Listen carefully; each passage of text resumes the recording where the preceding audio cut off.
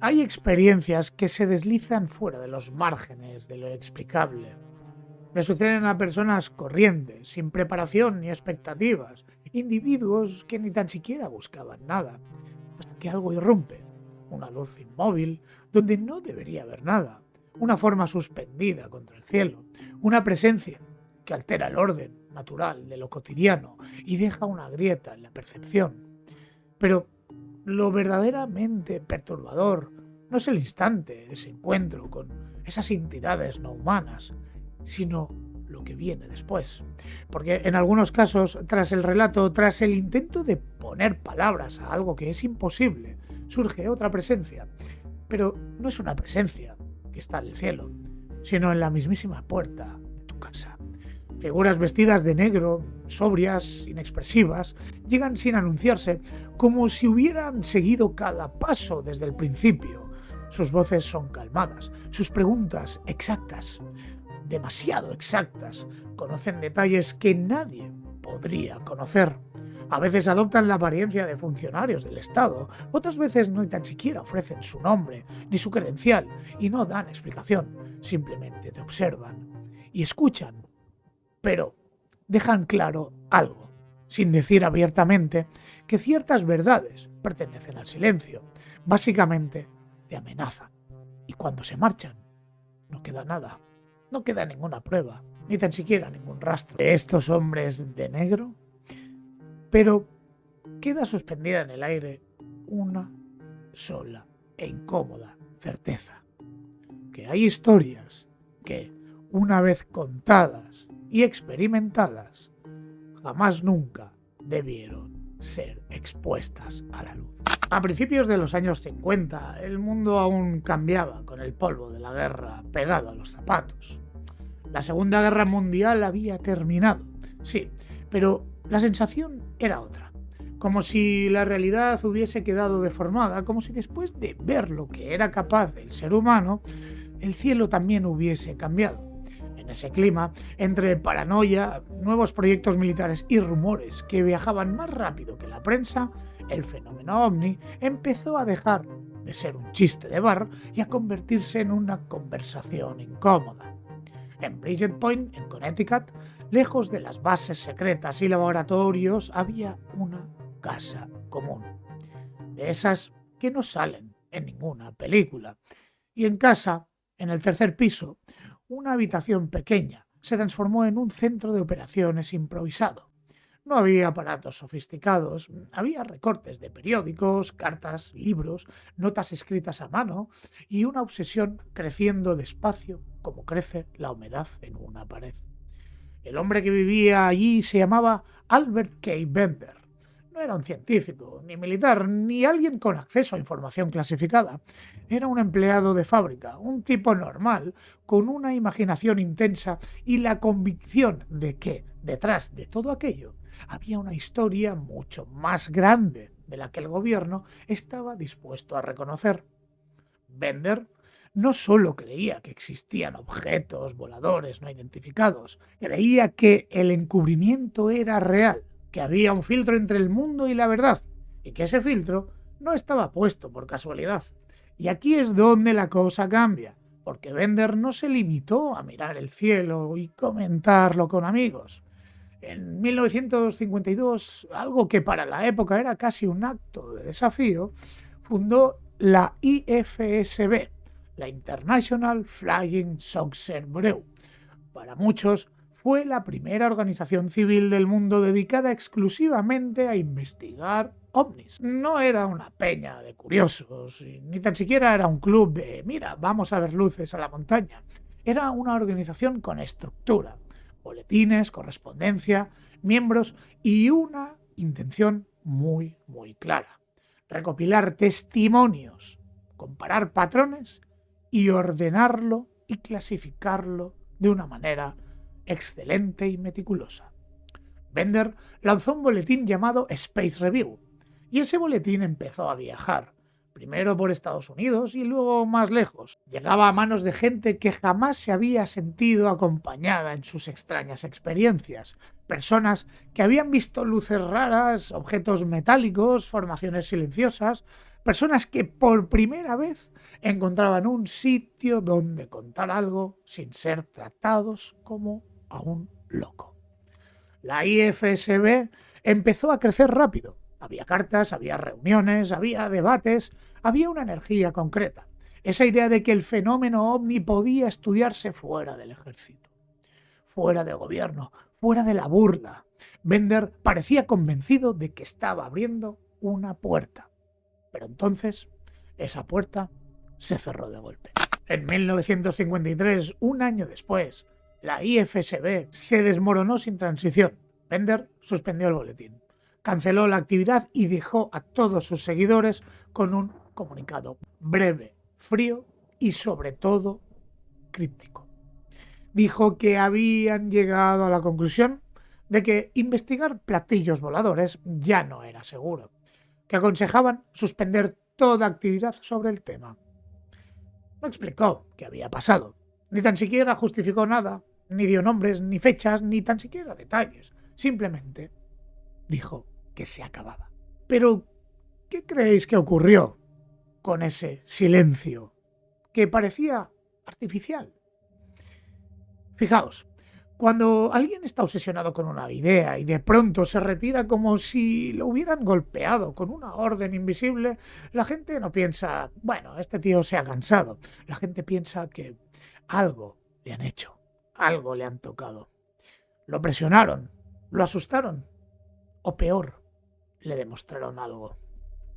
Los rumores crecieron. Se habló de visitas, de intimidaciones, de llamadas extrañas, de advertencias. Se habló de hombres con trajes oscuros. Se habló de que Bender había encontrado una pieza del rompecabezas que no se podía tocar. Lo importante aquí no es si todo eso era cierto o no. Lo importante es el impacto. Por primera vez en el relato moderno aparecía un patrón. Un investigador civil inicia un movimiento. El movimiento crece y cuando empieza a tomar forma, alguien o algo lo detiene sin necesidad de explicar nada. Bender no se retiró haciendo ruido. Se retiró como alguien que había visto un límite que no se podía cruzar. Además, ese límite para mucha gente fue el primer indicio de que el fenómeno ovni no terminaba en los cielos, que a veces lo realmente peligroso no es lo que ves arriba, sino lo que pasa cuando intentas contarlo aquí abajo entre nosotros. Y ahí, justo ahí, empieza a dibujarse una extraña silueta. La idea de que tras el avistamiento, tras el testimonio ese que tanto nos gusta, tras el intento de investigar, aparece una figura que no está para comprender, sino para cerrar bocas. Un visitante sin historia pública, sin huella y sin explicación. Pero un momento, porque lo que viene después en esta misma historia es cuando Bender, años más tarde, decide hablar. Y cuando habla, lo hace con una versión que transforma una retirada extraña en algo mucho más oscuro. 3 hombres vestidos de negro entrando en su habitación como si la puerta no existiera. Durante casi una década, Albert K. Bender permaneció en silencio. No concedió entrevistas, ni tan siquiera asistió a conferencias. Y, por supuesto, no volvió a publicar ninguno de esos boletines de su agencia. Era como si hubiese salido completamente del mapa. Para muchos el caso estaba completamente cerrado. Simplemente era un hombre obsesionado que había perdido el interés, o peor, que había perdido la estabilidad. Pero en 1962, 9 años después de haber disuelto el International Flying Saucer Bureau, Bender reapareció y cuando lo hizo no ofreció una explicación racional, ni una disculpa, ni un intento de aclarar el malentendido. Publicó un libro. ¿Habéis oído bien? Un relato personal, una especie de confesión. Y lo que contenía ese libro no tranquilizó absolutamente a nadie. Según su propio testimonio, la razón por la que abandonó la investigación no fue el cansancio, ni el descrédito, ni la presión social. Fue una visita. Una visita que ocurrió en su propia habitación, en ese mismo tercer piso, donde había construido un pequeño centro de investigación. Un lugar donde hasta entonces había sido su refugio intelectual, el único sitio donde se sentía que tenía el control sobre todo lo que estudiaba. Aquella noche todo cambió. Bender describió que la atmósfera comenzó a alterarse de forma casi imperceptible al principio. No hubo golpes en la puerta, no hubo pasos en las escaleras, ni señales previas que pudieran advertir la llegada de nadie. Simplemente el aire se volvió más turbio, más denso, por llamarlo de alguna manera, como si la presión hubiera aumentado, sin ninguna razón aparente. Y entonces vio algo muy extraño. Tres figuras. Tres figuras que vestían completamente de negro, trajes oscuros, impecables, sin arrugas ni detalles innecesarios. No parecían uniformes militares, pero tampoco era ropa común. Había algo antinatural en la perfección de su apariencia. No destacaban por ser extravagantes, sino por todo lo contrario. Eran demasiado correctos, demasiado precisos. Pero lo que más perturbó a Bender no fue la vestimenta, fue su presencia. Dijo que no se movía como personas naturales, que se movían de una manera muy extraña. No porque flotaran ni porque hicieran algo imposible, sino porque carecían de esos pequeños gestos que delatan la vida. El ajuste involuntario del equilibrio, el movimiento inconsciente de las manos, el cambio de peso entre pies, estaban ahí completamente inmóviles, como si el concepto de incomodidad no existiera para ellos. Y entonces ocurrió algo todavía aún más extraño. Y no hablaron ni movieron los labios, tampoco emitieron un sonido alguno, pero Bender entendió el mensaje perfectamente. Afirmó que la comunicación ocurrió directamente a su mente, como si los pensamientos, que no eran suyos, hubieran sido insertados en una conciencia sin transición, sin intermediarios, sin palabras pronunciadas, simplemente fueron directas a su mente. Le dijeron que sabían lo que estaba haciendo, que sabían lo que estaba descubriendo, que había llegado a conclusiones que no debía tocar. No hubo gritos, ni tan siquiera hubo amenazas explícitas, ni violencia física, por supuesto. Pero la advertencia fue muy clara. Debía detener su investigación, debía abandonar el tema, debía de dejar de buscar respuestas. Porque, según ellos, estaba interfiriendo con algo que no le correspondía comprender. Nuestro amigo Bender descubrió que el ambiente era casi insoportable. El aire parecía carecer de oxígeno.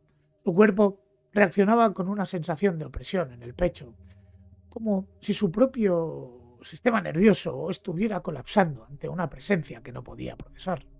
No era solo miedo, era algo mucho más profundo, algo fisiológico, algo primario, y luego, igual que habían aparecido, estos tipos desaparecieron. Y no abrieron las puertas, ni tan siquiera hicieron ruido, simplemente desaparecieron. Pero dejaron algo mucho peor que una evidencia física. Después de ese encuentro, la vida de Bender empezó a deteriorarse.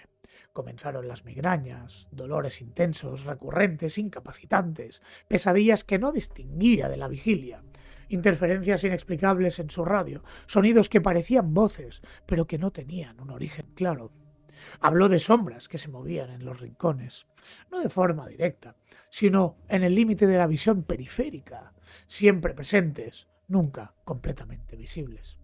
Llegó a afirmar que estas entidades no eran visitantes en el sentido convencional, no eran viajeros espaciales, ni tan siquiera que llegaran de otro planeta. Era algo muy distinto.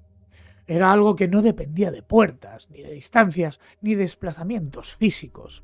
Decía que podían materializarse, que existían en un plano que no era completamente el nuestro, que aparecían cuando alguien se acercaba demasiado a ciertos conocimientos. Con el paso del tiempo, muchos descartaron su testimonio como el resultado de una mente sometida a demasiada presión. La explicación más cómoda era la psicológica: obsesión, estrés, psicosis inducida por la propia creencia, vete a saber. Pero esa explicación no resolvía una cuestión bastante incómoda. Si todo había sido producido por su imaginación, ¿por qué abandonar todo aquello que te daba el propósito? Quiero decir, ¿Por qué iba a abandonar algo que le apasionaba y que le llenaba y que le daba razón de ser? ¿Por qué iba a destruir su propia organización? ¿Por qué iba a desaparecer de la vida pública en lugar de aprovechar la atención? Bender no se convirtió en una celebridad del fenómeno ovni, se convirtió en un hombre que dejó de hablar sin más. Fue el primer relato moderno donde alguien no solo afirmaba haber visto algo en el cielo, sino haber sido visitado después, visitado por algo que no vino a observar, sino a detenerlo. Cuando Albert K. Bender publicó su relato en 1962, la reacción fue inmediata. No por la dirección que muchos esperarían. No hubo validación científica. Hubo algo mucho más humanos. Escepticismo y fascinación. Porque su historia no encajaba en ninguna categoría conocida.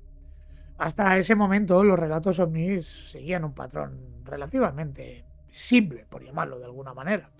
Alguien veía algo extraño en el cielo, lo describía y el fenómeno quedaba suspendido en el terreno de la duda. Pero el caso de Bender introdujo un elemento completamente nuevo, algo que no estaba en el cielo, algo que venía después. Es aquí donde entra una figura clave. Un hombre que vivió la experiencia directamente, pero que entendió el poder de su significado. Su nombre era Gary Barker. Barker era escritor e investigador. No era un científico, pero tenía una cualidad más importante en ese contexto. Comprendía los patrones narrativos del misterio. Sabía reconocer cuando un caso no era solo un caso, sino el inicio de algo mayor. Fue él quien tomó el testimonio de Bender y lo llevó más allá del círculo cerrado de investigadores independientes. Lo difundió, lo analizó y lo amplificó. Pero no lo hizo como una curiosidad aislada. Lo presentó como el primer ejemplo de un fenómeno que podía estar ocurriendo en todo el mundo. Por primera vez, los llamados hombres de negro dejaron de ser una experiencia privada y se convirtieron en una categoría. Barker describió estos encuentros como intervenciones, apariciones que ocurrían después de un avistamiento, no antes y no durante, sino después. Como si existiera una secuencia invisible que se activaba cuando alguien cruzaba cierto umbral del conocimiento o cuando alguien veía algo que no tenía que haber visto. Lo más inquietante era la consistencia de las descripciones de estos hombres, testigos que no se conocían entre sí, hablaban de figuras vestidas completamente de negro, hombres de apariencia humana, pero con comportamientos muy bizarros, movimientos rígidos, expresiones neutras, voces carentes de emoción que incluso llegaban directamente a tu mente, presencias que no parecían adaptarse al entorno, sino simplemente ocuparlo. Y además también seguían un patrón determinante. No llegaban ni con violencia, no tenían incluso no te imponían una autoridad, no gritaban, simplemente informaban y concluían. Ni tan siquiera discutían. El mensaje era siempre el mismo, aunque las palabras cambiaran. Básicamente lo que decían era que se detuvieran de hacer lo que estaban haciendo. Advertían al testigo de que lo que estaban haciendo era un camino muy delicado, una línea que no debían cruzar. A medida que Barker difundía el relato de Bender, comenzaron a surgir nuevos testimonios, personas que nunca habían oído hablar del caso anterior, pero que describían experiencias inquietantemente similares. Visitas inesperadas, vehículos oscuros, preguntas precisas sobre eventos que nadie más debía conocer. Era como si el caso de Bender, el protagonista de esta historia, no hubiera sido el origen, sino la primera grieta visible del fenómeno. Y mientras la historia se expandía, el propio Bender hacía lo contrario, desaparecía. Parecía que tuviera miedo. No participó en el círculo de conferencias que empezaban a tomarse alrededor del mundo y del fenómeno ovni contando su testigo. Además, no intentó posicionarse como una autoridad, no defendió activamente su relato y no buscó convencer a nadie. Él simplemente se retiró. Vivió el resto de su vida en relativo aislamiento, evitó entrevistas, rechazó invitaciones, nunca intentó capitalizar su experiencia, básicamente.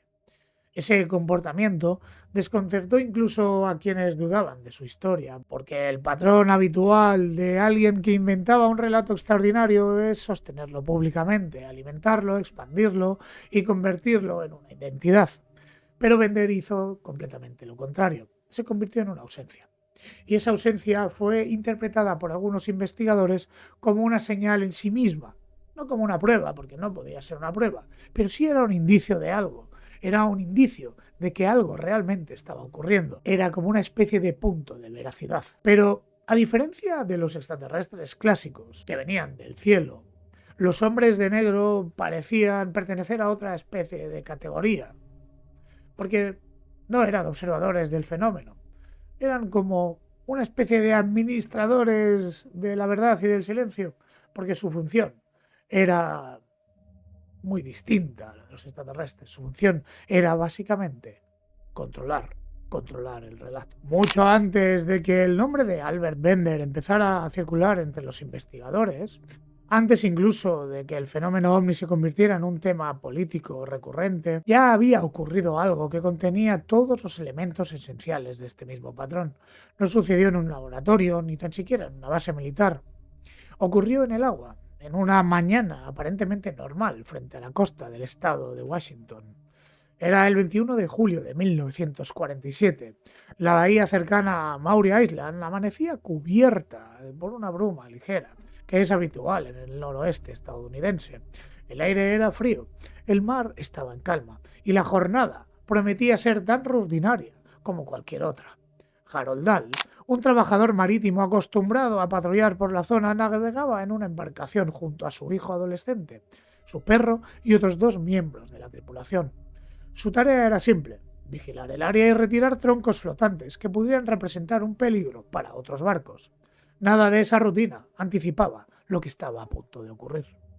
En algún momento de la mañana, Harold levantó la vista y percibió algo fuera de lugar. Al principio parecía solo una forma oscura suspendida en el cielo, una silueta que no terminaba de definirse. Pero a medida que pasaban los segundos, la imagen se volvió clara. No era un objeto, eran varios. 6 estructuras flotaban sobre el agua. Tenían forma similar a una dona y permanecían en formación.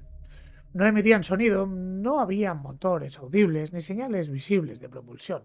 Permanecían suspendidos con una estabilidad que desafiaba la lógica de cualquier aeronave de aquellos tiempos. La luz del sol no se reflejaba en ellos como lo haría sobre el metal convencional.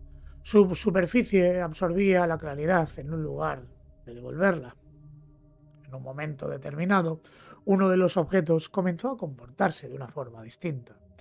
Se desplazó ligeramente fuera de la formación, como si hubiera perdido estabilidad. Su movimiento era completamente irregular, casi errático, y entonces ocurrió algo que nadie en esa embarcación pudo haber anticipado. Desde ese objeto comenzó a caer material, y no era humo, ni vapor, ni tan siquiera era fuego, eran fragmentos sólidos. Pedazos metálicos descendieron desde el cielo y comenzaron a impactar el agua y el barco. Algunos eran oscuros y pesados, similares a la escoria industrial. Otros tenían una textura más ligera, porosa, parecida a la piedra volcánica blanquecina. La caída fue repentina y violenta, como una lluvia dirigida exclusivamente hacia una posición. El impacto fue inmediato. Uno de los fragmentos golpeó al perro de Harold, matándolo en el acto. Otro alcanzó a su hijo, provocándole una herida en el brazo. La cubierta del barco sufrió daños visibles. Los sonidos de los impactos, mezclado con el choque contra el agua y la estructura, transformó el silencio en una escena caótica. Pero Harold describía después algo aún más difícil de explicar. Una sensación en el ambiente, una presión invisible que parecía afectar directamente el cuerpo, como si el aire hubiera cambiado de densidad, como si la atmósfera misma estuviera alterada por la presencia de aquellos extraños objetos. Tras unos minutos, todo terminó. Los objetos se alejaron y desaparecieron. Dejaron atrás el barco dañado, los fragmentos dispersos y una tripulación que intentaba comprender lo que acababa de presenciar. Harold recogió varios de los restos, los guardó, los observó, sabía que aquello no era material común. Aquella noche regresó a su casa todavía procesando lo ocurrido. Se encerró en su oficina, colocó los fragmentos sobre una mesa, tomó notas, intentaba dar sentido a algo que no encajaba en ninguna experiencia previa, y fue entonces cuando sonó el teléfono. Una voz al otro lado de la línea, grave y completamente neutra, pronunció un mensaje breve. Le dijo que sabían lo que había visto. Dijo que querían hablar con él. Le indicó que estuviera preparado la mañana siguiente. Al día siguiente, un automóvil negro se detuvo frente a su casa. No llevaba placas invisibles. Su dueño era sobrio, elegante, completamente fuera de contexto en aquel entorno cotidiano. El conductor no ofreció detalles. Simplemente lo recogió y lo llevó hasta un restaurante en el centro de Tacoma. Allí, en medio de un entorno completamente normal, lo esperaba un hombre vestido de negro. Su apariencia era correcta en todos los aspectos visibles. Traje oscuro, camisa blanca, corbata y sombrero. Pero había algo que no encajaba. Su expresión era muy rígida. Su presencia generaba una incomodidad difícil de explicar. No parecía nervioso. Tampoco parecía relajado. Era como si estuviera representando un papel aprendido. El hombre le habló con claridad. Le confirmó que sabían lo ocurrido. Le dijo que lo que había visto era real y le transmitió una advertencia muy directa. Si valoraba la seguridad de su familia, debía olvidar por completo el incidente. No debía hablar de ello, ni tan siquiera mencionarlo. La conversación terminó tan abruptamente como había comenzado. El hombre pagó la cuenta con exactitud absoluta, se levantó y se marchó. No hubo despedida. En los días siguientes, Harold informó a su supervisor, Fred Chrisman, quien examinó los fragmentos. El caso llamó la atención al personal militar. Dos oficiales de la inteligencia de la Fuerza Aérea viajaron hasta Tacoma, recogieron el material y lo transportaron en un avión para su análisis. Ese avión jamás llegó a su destino. Se estrelló poco después del despegue. Los fragmentos se perdieron en el accidente. El caso comenzó a desmoronarse. Poco tiempo después, Harold Dahl se retractó públicamente. Declaró que todo había sido una invención. Afirmó que había exagerado, que el incidente no era real. Pero quienes escucharon su declaración notaron algo muy extraño.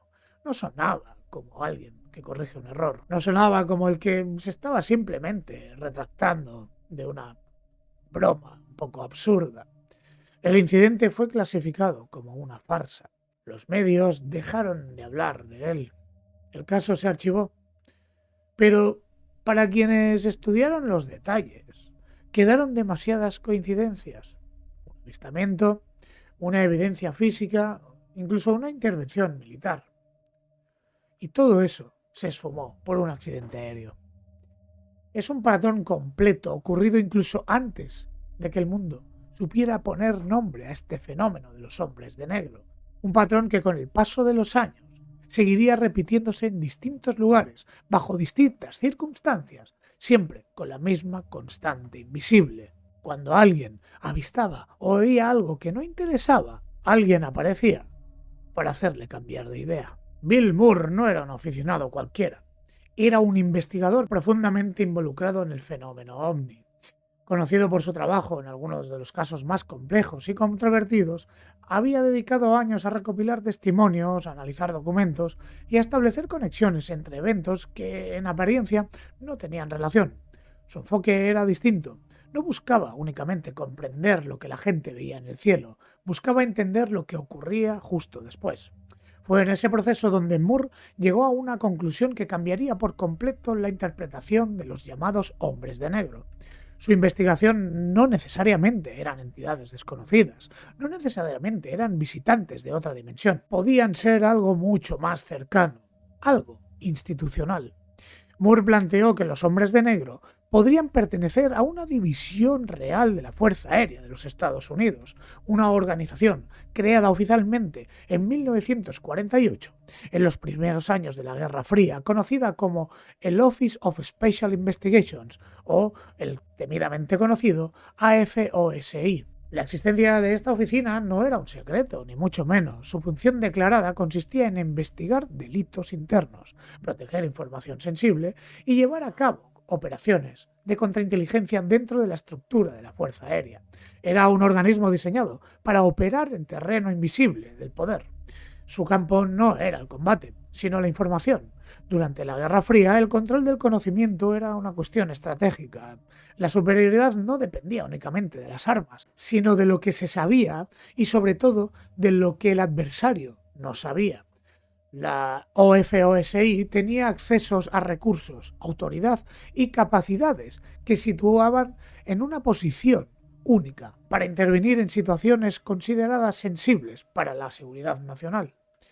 Y es aquí donde la hipótesis de nuestro amigo Moore empieza a cobrar forma. Según múltiples testimonios recopilados a lo largo de los años, después de ciertos avistamientos ovnis, las primeras personas en contactar con los testigos no eran periodistas ni autoridades locales, ni tan siquiera investigadores independientes. Eran individuos que se identificaban como miembros de una oficina federal o militar. Llegaban en vehículos oscuros, vestían de forma impecable, mostraban sus credenciales y hacían preguntas específicas. Sabían detalles que no habían sido divulgados públicamente. En algunos casos, estos individuos se presentaban explícitamente como miembros de la AFOSI. En otros, su afiliación quedaba implícita, sugerida a través de su comportamiento, su autoridad y el tipo de información que manejaban.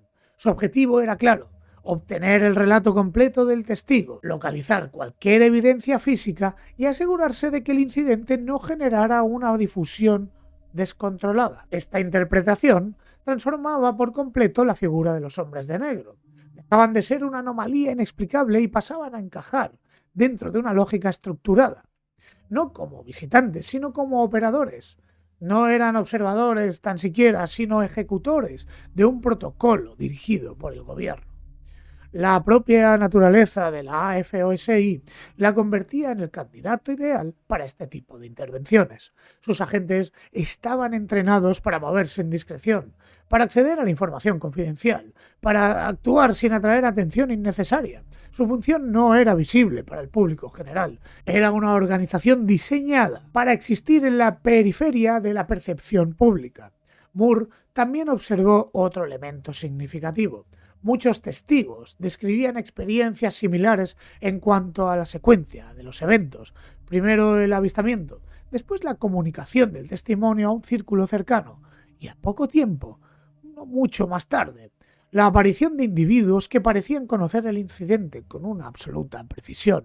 Lo extraño de todo esto es que esta consistencia llevó a Moore a considerar que existía un sistema monitoreado, una especie de control gubernamental, un mecanismo capaz de detectar cuándo un incidente debía ser intervenido.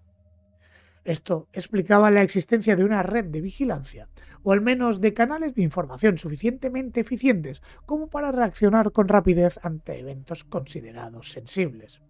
Desde esta perspectiva, los hombres de negro no serían un misterio en sí mismos, sino la manifestación visible de una estructura invisible. Su presencia no sería una anomalía, sino un procedimiento diseñado para proteger información que, por su naturaleza, no debía circular libremente.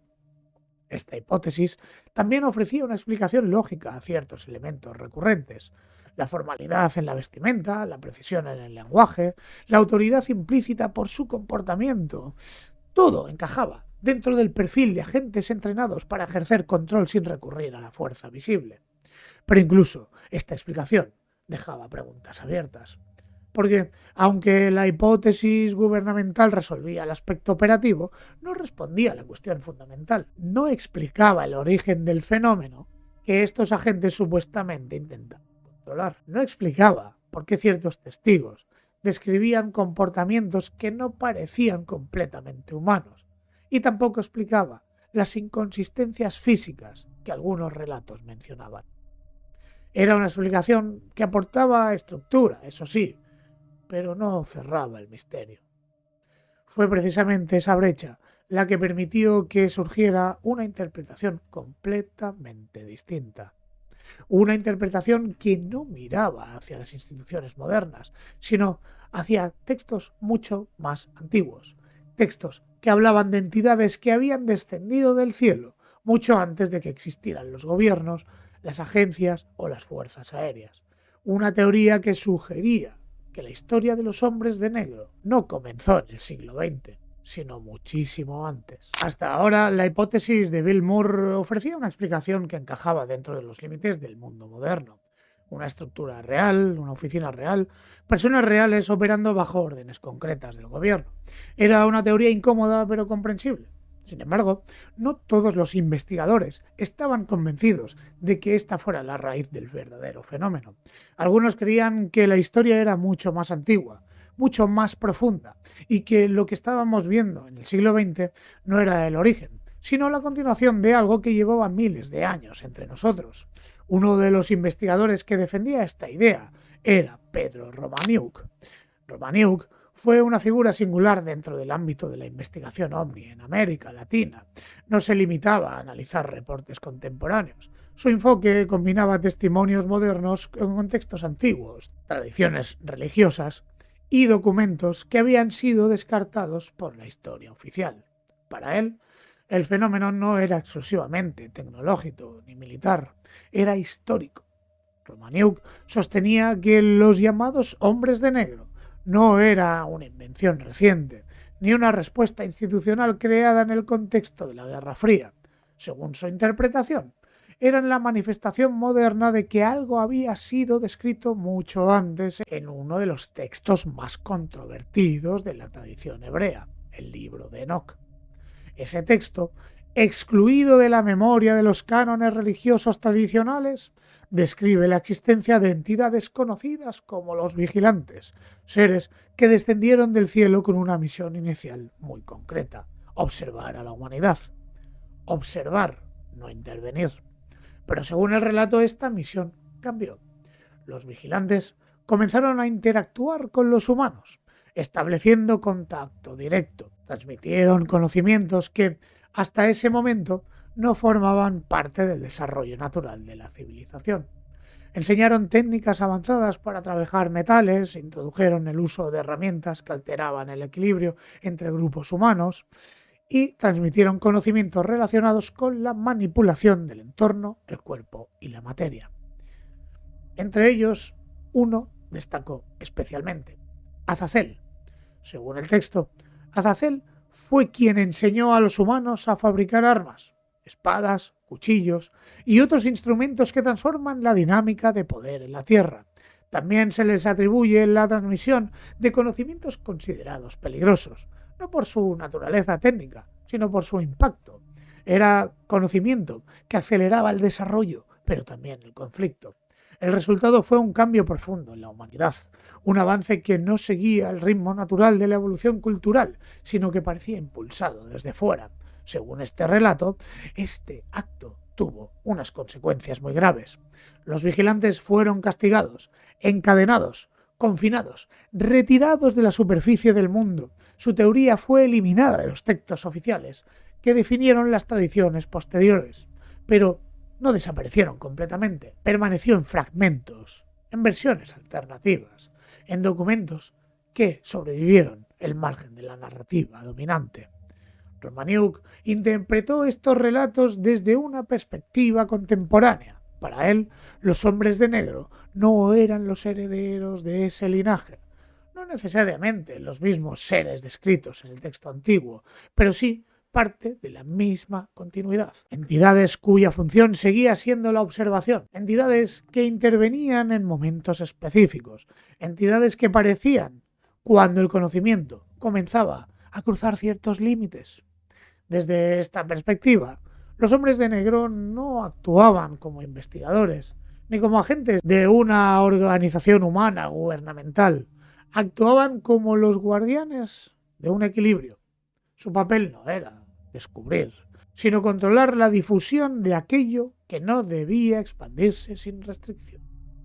Romaniuk también señalaba que muchos testigos describían comportamientos que no encajaban completamente dentro de la fisiología humana normal, movimientos demasiado precisos, expresiones faciales que no reflejaban emoción, interacciones que parecían sugerir una secuencia aprendida más que una respuesta espontánea. Este tipo de detalles, según él, sugerían que estas entidades operaban bajo reglas distintas. No se trataba de una presencia constante, no estaban visibles en el mundo cotidiano. Su aparición parecía estar vinculada a estos eventos específicos, momentos en los que alguien había observado algo que no debía ser observado, momentos en los que el flujo de información debía ser contenido. Romaniuk propina que su objetivo no era necesariamente hostil, no buscaban dañar. Su función estaba relacionada con el control del conocimiento, con la regulación de lo que podía circular libremente y lo que debía permanecer fuera del alcance general. Desde este punto de vista, la figura del hombre de negro era sólo una forma adaptada a nuestra época, una apariencia diseñada para integrarse en el contexto social contemporáneo. Esta interpretación habría una posibilidad aún más inquietante: que el fenómeno no hubiera comenzado con los ovnis, que los ovnis fueran solo un capítulo reciente de una historia mucho más larga, y que las figuras que aparecían después de los avistamientos no estuvieran improvisando su función, sino cumpliéndola. Pero vayamos a otro caso. En 2008 ocurrió algo bastante extraño. Esta vez la presencia o las presencias no solo fueron vistas, fueron grabadas. El escenario era el Hotel Sheraton, situado cerca de las cataratas del Niágara, en Canadá. Un lugar completamente normal, un edificio moderno, con huéspedes entrando y saliendo, empleados realizando sus tareas diarias, cámaras de seguridad registrando cada movimiento como parte del protocolo habitual. Nada en ese momento estaba preparado para convertirse en parte de un caso que terminaría siendo estudiado durante años. Todo comenzó días antes, cuando uno de los empleados del hotel observó un objeto volador no identificado. Él no era un investigador, era simplemente un tipo normal, un trabajador. No era ni entusiasta del fenómeno, pero presenció algo fuera de lo común. Lo comentó con sus compañeros y lo hizo de la forma en que lo haría cualquier persona, con sorpresa y con curiosidad, intentando encontrar una explicación en la reacción de quienes escuchaban su relato. Durante unos días, el incidente no fue más que una conversación entre compañeros de trabajo, hasta que, una semana después, dos hombres entraron en el hotel. Desde el primer momento, su presencia llamó la atención. Vestían trajes negros idénticos, camisas blancas, corbatas negras perfectamente alineadas. Su apariencia no destacaba por lo extravagante, sino por su uniformidad absoluta. No había variación entre uno y otro. Parecían replicar el mismo modelo. Pero lo más perturbador no era la ropa, era su aspecto físico. Ambos eran completamente calvos. No solo carecían de cabello en la cabeza, sino también en las cejas y en las pestañas. Su piel tenía una tonalidad anormalmente pálida, con una textura que algunos testigos describieron como artificial, no en el sentido mecánico, sino en el sentido de que algo no encaja del todo con la variación natural del cuerpo humano. Su forma de moverse también resultaba extraña. Caminaban juntos, con un nivel de sincronización que no parecía casual. No intercambiaban gestos y no se observaban entre ellos, simplemente avanzaban. Se dirigieron directamente al área donde trabajaba el personal. No solicitaron una habitación, no se registraron, ni tan siquiera ofrecieron su identificación en el sentido convencional. Su único interés era localizar al empleado que había hablado sobre el objeto que había visto unos días antes. Preguntaron por él de forma directa. Querían saber si seguía trabajando allí. Querían saber por dónde podían encontrarlo. Querían saber si había compartido su experiencia con otras personas. Los empleados que presenciaron el encuentro describieron una sensación inmediata de incomodidad. No hubo amenazas explícitas, ni mucho menos, pero la atmósfera cambió muy abruptamente. Algunos evitaron el contacto visual, otros se apartaron de su camino sin saber exactamente por qué lo estaban haciendo. El jefe de seguridad del hotel fue uno de los testigos principales. Según su relato, la interacción de estos individuos no seguía los patrones normales de una conversación espontánea. Su forma de hablar era precisa, estructurada. como si cada palabra respondiera a una secuencia previamente definida. Todo el encuentro quedó registrado por las cámaras de seguridad. El vídeo muestra a los dos hombres entrando al lobby, caminando juntos, manteniendo la misma postura, la misma velocidad, el mismo ritmo. No parecían distraídos por el entorno, no reaccionaban ante la actividad normal del lugar. Su atención está completamente dirigida a su objetivo. Tras realizar sus preguntas, se marcharon. No fueron vistos abordando ningún vehículo, ni tampoco interactuaron con nadie más. Simplemente abandonaron el edificio y desaparecieron entre el flujo normal de las personas. El vídeo fue publicado años más tarde por una organización dedicada a investigar este tipo de anomalías. Las imágenes confirmaron lo que los testigos habían descrito: dos individuos vestidos de forma idéntica, comportándose de forma inusual, presentes en el lugar exacto donde se encontraba el testigo del avistamiento. El empleado al que buscaban dejó su trabajo al poco tiempo. No ofreció explicaciones, simplemente se fue y no quiso hablar públicamente sobre el incidente. Hasta el día de hoy, nadie ha podido identificar oficialmente a los dos hombres que se encontraron en la grabación de las cámaras de seguridad del hotel. No hay registros públicos que confirmen su identidad y, ni tan siquiera, hay evidencia administrativa de su presencia más allá del vídeo.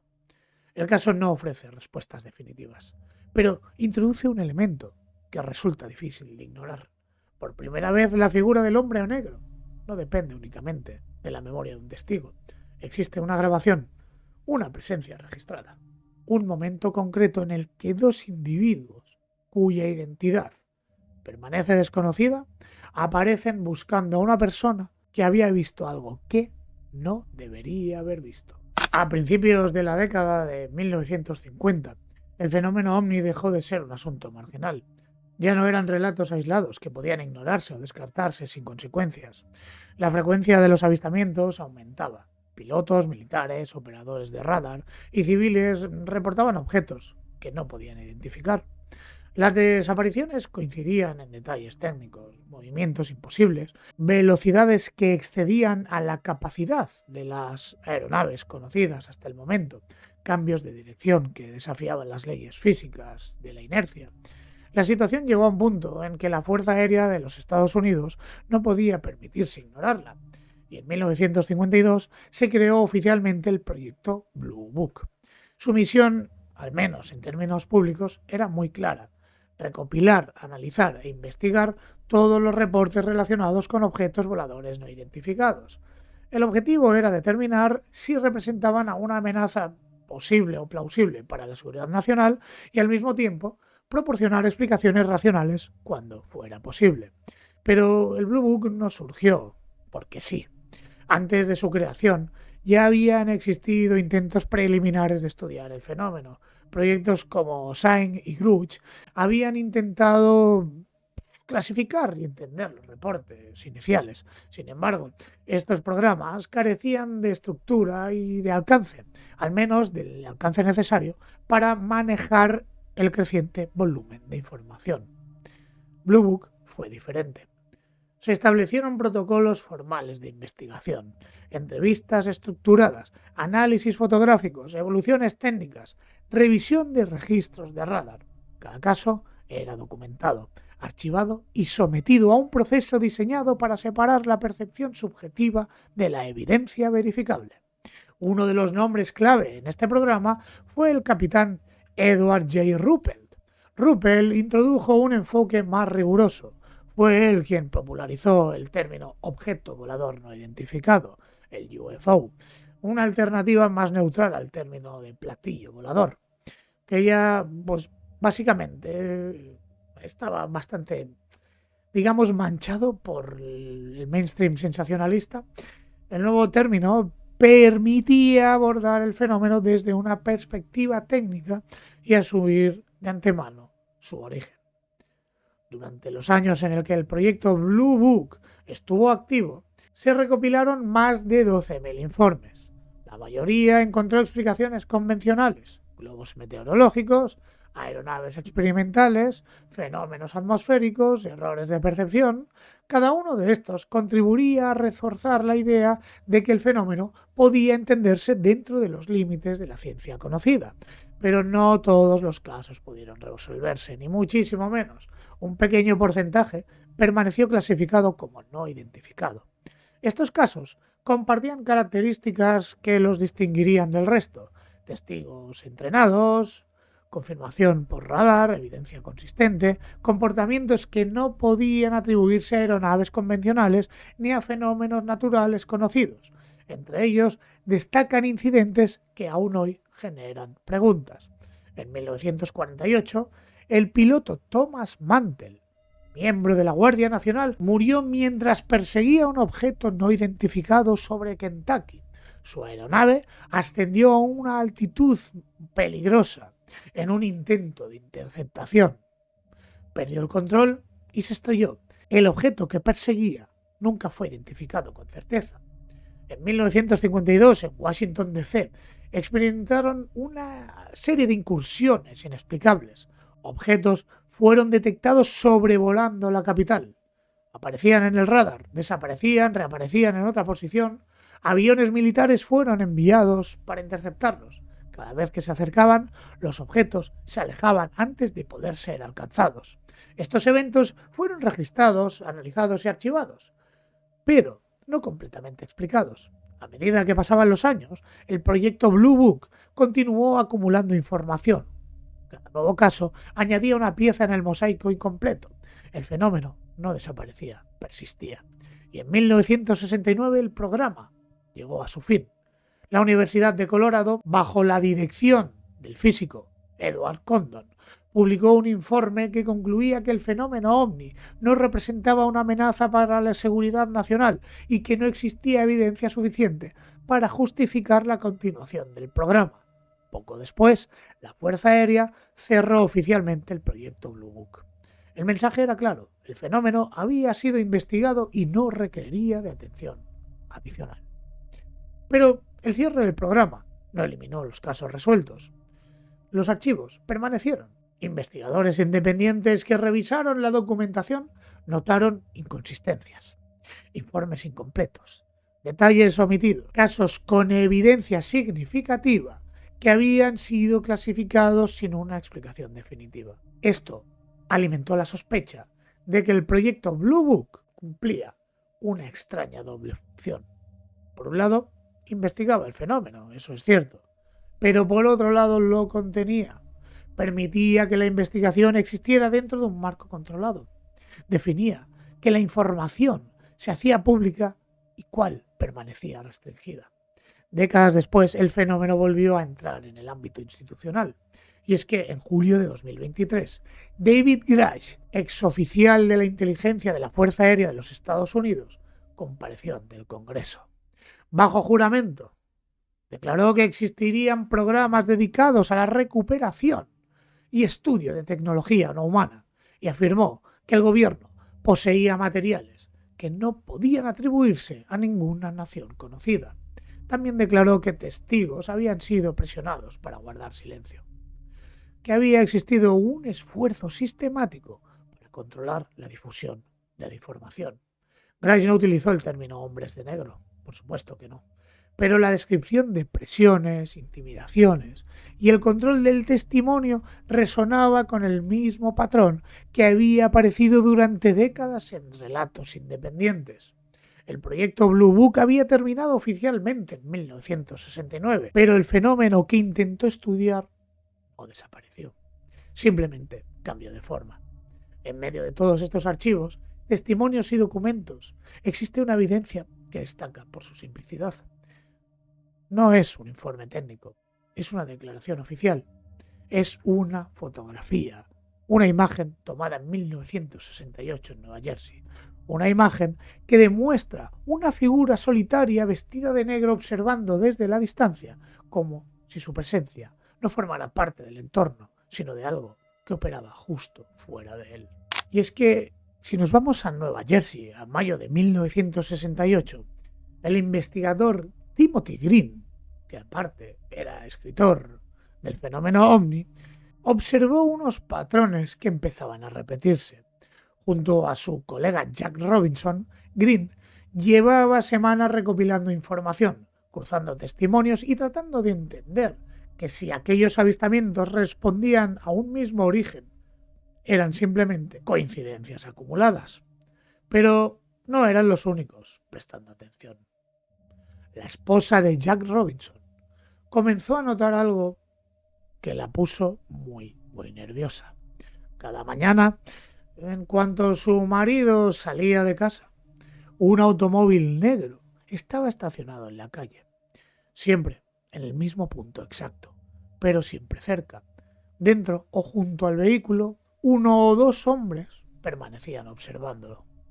No hablaban con nadie, no interactuaban y no parecían tener un propósito visible más allá de estar allí. Ese coche coincidía con un elemento que ya había aparecido en otros relatos: un Cadillac negro, un modelo clásico, discreto y fuera de lugar en ese contexto cotidiano. Los hombres vestían trajes oscuros, llevaban sombrero y mostraban un rostro inexpresivo. No parecían agentes realizando una vigilancia convencional. Su presencia no seguía los códigos habituales de una operación policial visible. A medida que Robinson y Green avanzaban en su investigación, la sensación de estar siendo observados se intensificó. Y no era una paranoia inmediata, ni mucho menos. Era la acumulación de pequeños detalles, la repetición y la constancia.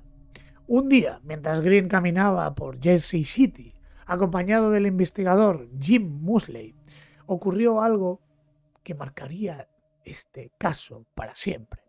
Frente a un edificio de departamento donde vivía Jack Robinson, vieron a uno de esos hombres. Estaba de pie al otro lado de la calle. No hablaba con nadie, no se movía y además fingía estar esperando a alguien. Simplemente observaba. Green reaccionó por instinto. Sí, por instinto. Sacó su cámara y tomó una fotografía. No hubo preparación, no hubo encuadre perfecto. Fue un gesto rápido, casi por inercia. Y sacó esa foto, una imagen que se convertiría con el tiempo en una de las fotografías más citadas dentro de los círculos ufológicos más serios. No porque mostrara algo espectacular, sino por lo contrario. La figura vestida de negro aparece de forma simple, casi banal, integrada en un entorno urbano común. Y es precisamente esa normalidad la que resulta inquietante. Fijaos, porque no era una aparición nocturna ni una sombra borrosa, era a plena luz del día, en una ciudad viva, con gente alrededor.